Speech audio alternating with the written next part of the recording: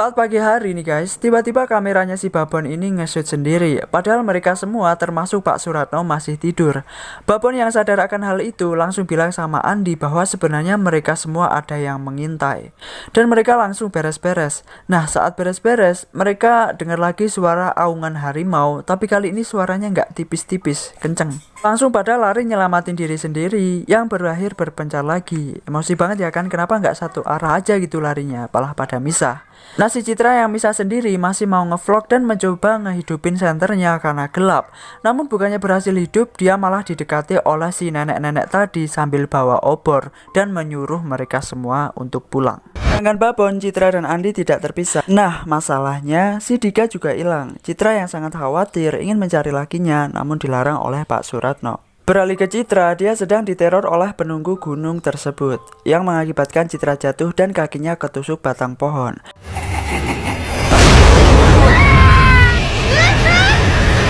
Sedangkan Nadia, dia akhirnya ketemu sama Dika dan langsung mesra-mesraan. Tapi tunggu dulu, itu bukan Dika karena ternyata Dika muncul di belakang Andi dan Babon saat ngintip Nadia sama Dika jadi-jadian. Ternyata itu jelmaannya Genderuwo. Singkat cerita, mereka menemukan Citra dan mencabut batang pohon tersebut dari kakinya Citra yang membuat Citra gak bisa jalan lagi. Babon mencoba tanya kepada Pak Suratno mengenai boneka-boneka aneh di ranting pohon itu. Tapi Pak Suratno hanya mengatakan kalau mungkin saja boneka itu hanya peninggalan dari penduduk di sana.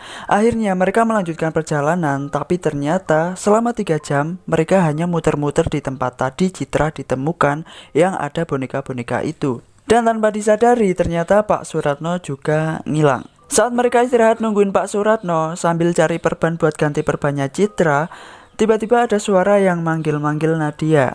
Dan Nadia mengikuti sumber suara itu. Sedangkan yang lain gak denger dan gak ngeh kalau Nadia pergi.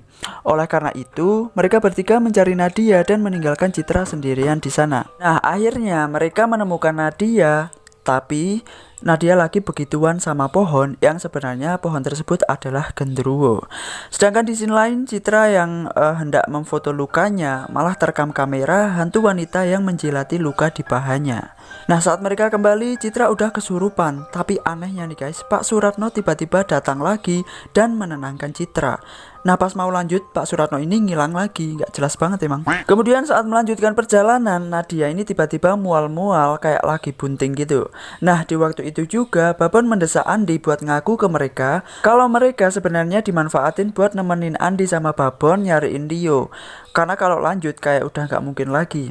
Hal itu membuat Dika dan Citra marah ke Andi. Lalu saat mereka memutuskan untuk turun, Pak Suratno itu datang lagi dan mencegah mereka untuk turun. Ya mereka mau-mau aja gitu. Karena si Babon itu udah mulai curiga sama Pak Suratno, dia ngikut Pak Suratno pas pergi. Dan dia ngelihat Pak Suratno kayak ngubur sesuatu gitu. Beralisin Citra yang kebelet pipis minta ditemenin Nadia. Nah pas sampai di tempat tiba-tiba ada Dika juga di sana. Nah pas Citra pipis dia ngelihat Dika itu berubah jadi genderuwo. Setelah kejadian itu si Nadia berubah jadi benci sama Citra dan ninggalin dia di sana gitu aja. Nah untungnya Andi mau jemput si Citra.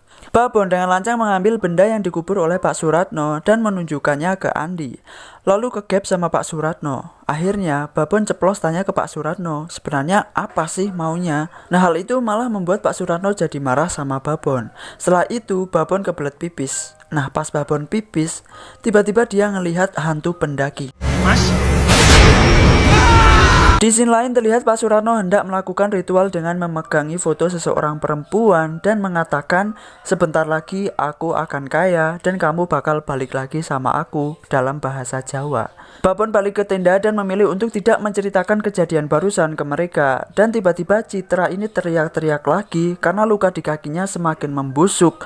Lalu dia mengambil cutter buat motong kakinya tapi ditahan sama Andi. Nah sebenarnya kaki Citra ini masih digerayangi sama hantu perempuan itu.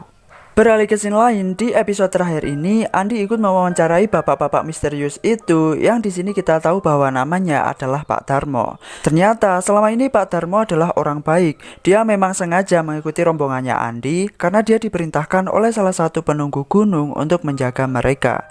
Dan Pak Suratno yang selama itu menjadi tour guide mereka, ternyata dia berniat jahat. Dia sengaja memandu mereka ke gunung melalui jalur terlarang karena dia mau menjadikan mereka sebagai tumbal. tumbal untuk kekayaan dengan tujuan mantan istrinya balik lagi sama si Pak Suratno. Dan ternyata beberapa perlakuan Pak Suratno kepada mereka saat mendaki adalah sebagian dari ritual itu sendiri. Mulai dari meniupkan asap rokok ke muka mereka, suruh menginjak garam, menuliskan nama lengkap dan tanggal lahir, sampai mengubur benda misterius.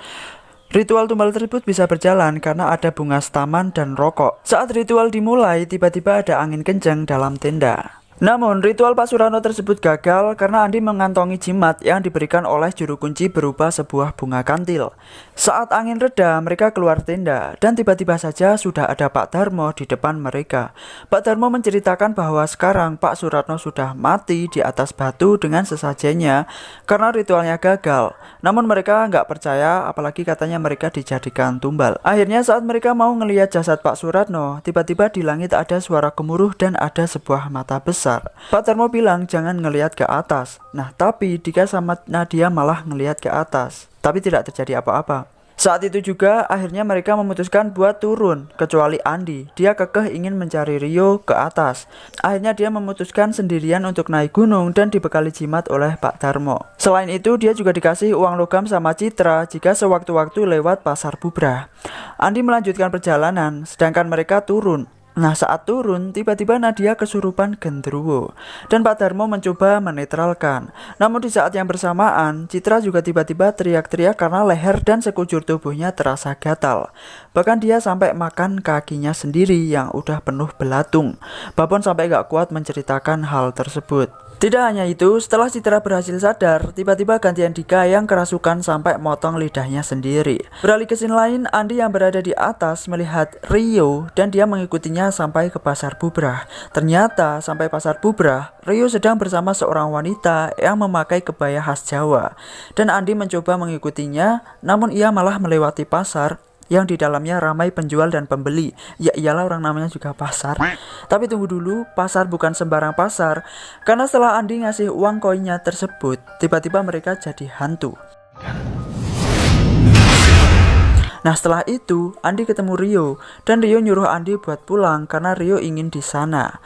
Tujuan Rio mendaki karena ia ingin jadi pengantin Gunung Merapi. Setelah itu Andi pingsan dan diantarkan ke Pak Darmo beserta rombongan oleh salah satu dayang Merapi. Lalu saat mereka turun, Dika yang dari tadi hilang tiba-tiba lari di depan mereka dan langsung terjun ke jurang. Pak Darmo bilang itu sudah bukan Dika. Nadia yang masih terpukul atas kejadian itu merasa sangat sedih dan dia juga yakin bahwa anak dia yang sudah lahir adalah anaknya Dika. Ya, walaupun kita lihat saja sendiri bagaimana penampakan anaknya, hitam berbulu seperti Malika si kedelai hitam. Sementara Citra harus hidup dengan satu kaki. Film ini diakhiri dengan scene Andi dan Babon mendatangi kediaman keluarga Rio dan meminta maaf karena tidak berhasil membawa Rio pulang. Dan semenjak kejadian itu, Andi dan Babon percaya bahwa banyak sekali misteri Gunung Merapi yang masih tersembunyi sampai saat ini. So itu dia guys alur ceritanya. Pesan yang bisa kita ambil dari film ini adalah yang paling menonjol, yaitu untuk tetap menjaga sopan santun dimanapun kita berada, apalagi di tempat sakral, dan selalu menghormati adat istiadat yang berlaku di masyarakat. Satu lagi, jangan terlalu percaya dan manut sama orang asing, ntar dijadiin tumbal, amit-amit ya kan. Oke, jadi sekian dulu video kali ini. Terima kasih buat yang sudah nonton sampai akhir. Buat yang suka dengan videonya silahkan klik like-nya. Dan buat yang mau subscribe silahkan klik subscribe di kanan bawah dekat namaku, supaya aku makin semangat lagi bikin videonya. Dan saran juga untuk next konten film apa yang ingin aku ceritakan ke kalian. Dan sampai jumpa di alur film berikutnya.